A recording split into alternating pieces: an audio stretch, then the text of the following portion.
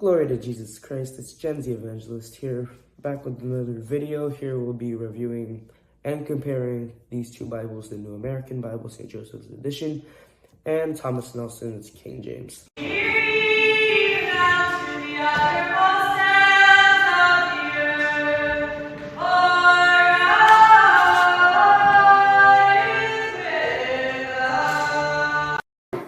First off, we'll compare the New American Bible, the St. Joseph's Edition. This is a Catholic Bible, Catholic made.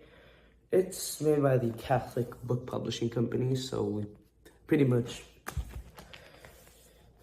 it has a good leather cover. I don't know if it's real leather or fake, but if it's fake, it does a really good job of imitating it with these score marks. So at the front, it gives us prophets and early prophets from the Old Testament, patriarchs too. This is the St. Joseph's Edition, so of course, or similar to the St. Joseph's Catechism, it has same type of the same illustration style. It shows small prayers that could be said as St. Joseph right here.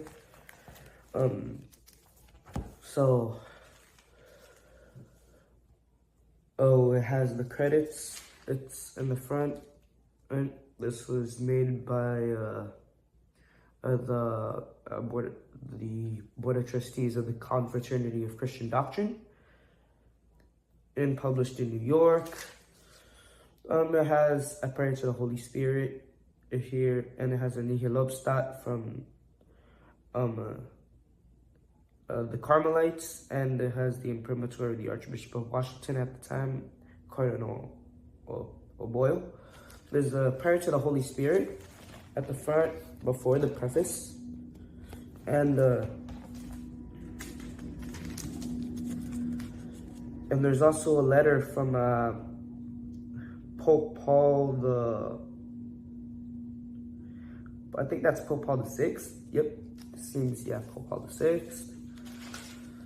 And the entire Vatican II Dogmatic Constitution on Divine Right. Oh, brother! It also tells you how to read the Bible too, so that would be great. It shows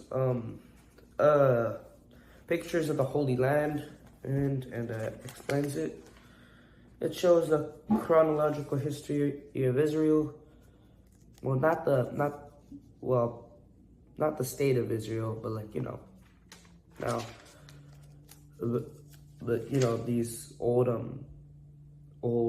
the old state of Israel before the Romans. And then it takes us to the Old Testament. So the Old Testament here is based, with the exception of the apocryphal Deuterocanonical books, based on the Masoretic text. It's translated from the Biblia Hebraica Stuttgartensia. It does say here, however, texts of 1 and 2 Samuel have been corrected by the ancient manuscripts of Samuel A, B, and C from K4 and Qumran, the Dead Sea Scrolls. So that's good. The Septuagint text is still used for Judith, 2 Maccabees, parts of Esther, 1 Maccabees, and a Tobit. Of course,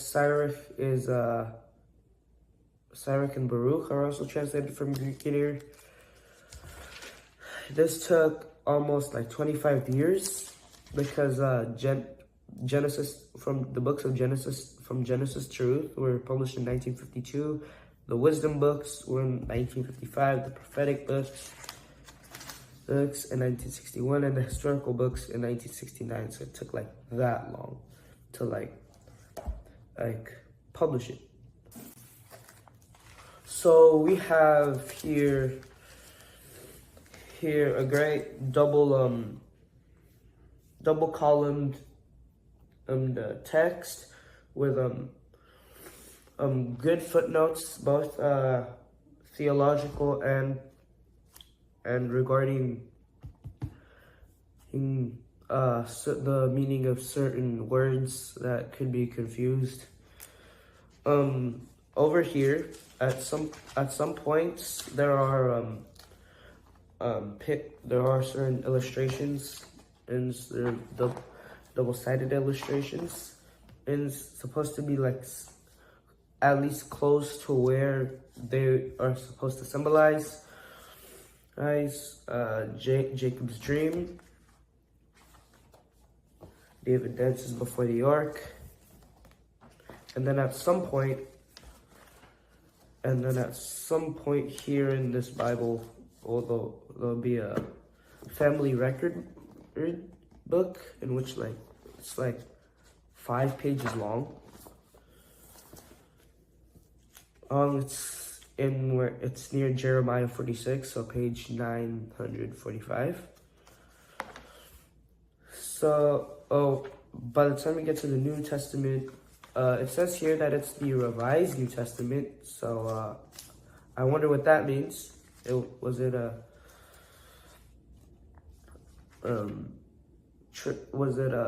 edited from a previous translation? I don't know.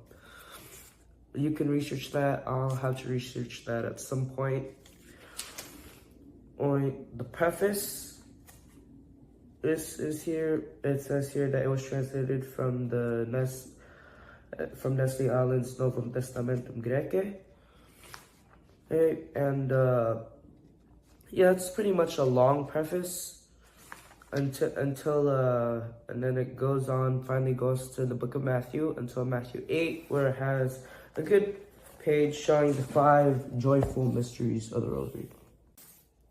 So as you might know, the King James Bible is technically a Protestant Bible. However, contrary to popular belief, it did have the apocryphal deuterocanonical books before they were removed at some point or in the 1800s or late 1700s. This one doesn't have it. It's a regular King James Bible. If you want the deuterocanonical books, you can get either the 1611 King James Bible, which you can find in Amazon for between $30 to $40, and or you could get the New Catholic edition of the King James Bible. I'm pretty sure it's already published out too. I think it's on Amazon as well. So I think it would be pretty efficient for those who want a King James Bible that has all the books and reflects Catholic teaching. So this has a lot of highlighting from it, or on it. This Bible, I found it somewhere in storage in a shed. So it still has a lot of that old highlighting on it. This is a red letter edition. The New Testament is a red letter edition. And so it is a pretty good Bible by how it's organized. After Revelation, there's a index, a dictionary, and then it just shows it gives 3 maps of the Holy Lands and the journeys of St. Paul and where Abraham's journey. So that's a pretty good Bible for some.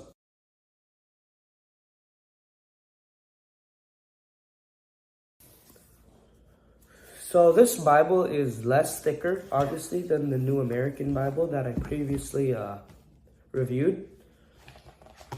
They both have the same page thickness. They have that pretty much that, stereotypical dome Bible paper. However, unlike the New American Bible, which starts with all these dogmatic practices, just has pictures of the Jordan River and the Dead Sea at sunrise, and then it just shows shows table of contents and goes straight to Genesis. It has the same Genesis prefaces is as the original 1611 King James, but just in normal, now modern spelling. So this does not have the 7 in I'd say lost books or the Deuterocanonical books. However, though, again, if you still do want it, I'll put the link in the description below. Genesis starts and pretty much looks the same as a regular Bible would. Double columned, however, the footnotes are nowhere to be found.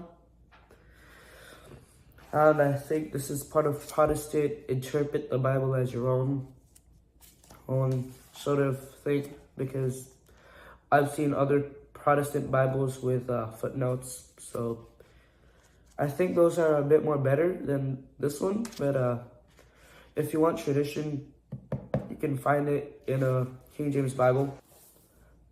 Now, when it comes to comparing these two, of course, as a Catholic, the New American Bible is a lot better. It's the one that we say in Mass and Divine Liturgy. Well, except for the Psalms, we use the Grail Psalter for that. But this is approved by the Church. This was done by the Church of England, which we all know the previous relationship that we had with them and what most of them are doing now.